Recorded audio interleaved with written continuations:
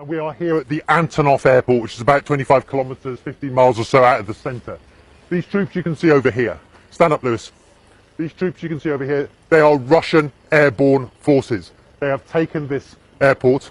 They've allowed us to come in and be with them as they defend the perimeter of this air base here, where helicopter-borne troops, these troops, were landed in the early hours of this morning to take and to form an air bridge to allow for more troops to come. And you can see these are Russian forces. You can tell they're Russian. I've spoken to them already. You can tell they're Russian. They've got that orange and black band to identify them as Russian forces.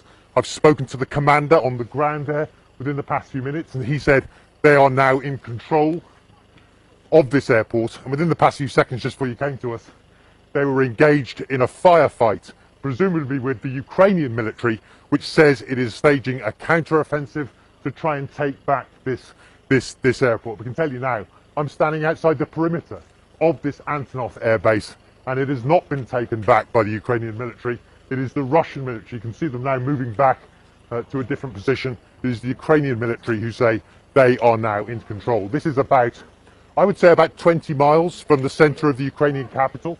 And so it just shows us now, for the first time, just how close Russian forces have got towards the center of the Ukrainian capital. It's not just, I was speaking to officials earlier, Ukrainian officials, and they're saying that the plan isn't just to surround the Ukrainian capital.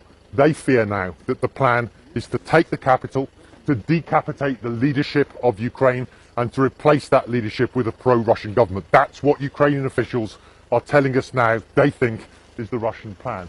I can tell you, it is a very tense situation. We're expecting to see Ukrainian military force. We didn't even know, frankly, we didn't even know that, you know, the Russian forces were going to be here.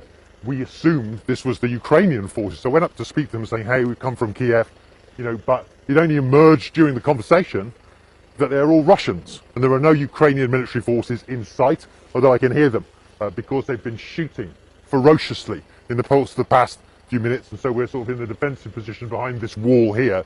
You've got our car here with the crew here as well. You know, as the Russian airborne troops defend this position that they've taken on the outskirts of Kiev.